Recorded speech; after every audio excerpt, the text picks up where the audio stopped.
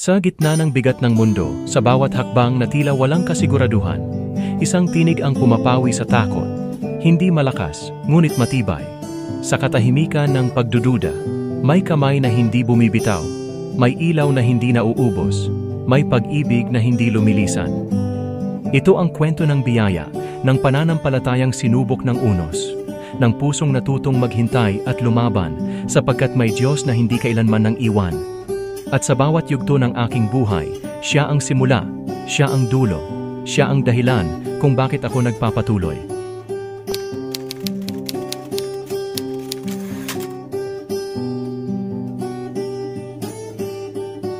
Sa bawat hakbang, tila baypasan ko ang daigdig, mga bundok ng problema at dagat ng pangarap, ngunit sa bawat sandali ng pagkabagabag, nariyan ka, tahimik ngunit matibay, gabay ng liwanag sa dilim ng aking landas.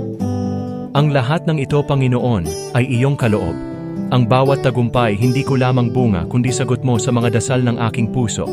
Pinanday ng pawis, pananampalataya, at pag-asa, hinubog ng iyong kamay, binuo ng iyong plano. Sa mga oras ng pagdududa, noong akala ko'y wala ng pag-ahon, ikaw ang nagbibigay lakas, ang boses sa katahimikan, na nagsasabing, "Anak, magtiwala ka." At ako'y nanatili. Sa bawat unos na dumaan, nanatili ako sa iyo. Kaya ngayon ako'y nagpupugay.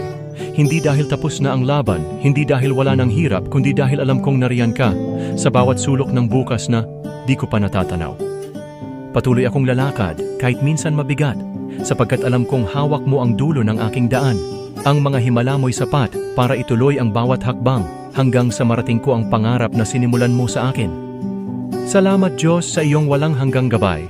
Ang aking kwento ay patuloy mong sinusulat, at sa bawat pahina, sa bawat pagtatapos, may bagong simula. At ang lahat ng ito'y sa iyong mga kamay, Panginoon, ikaw ang aking buhay.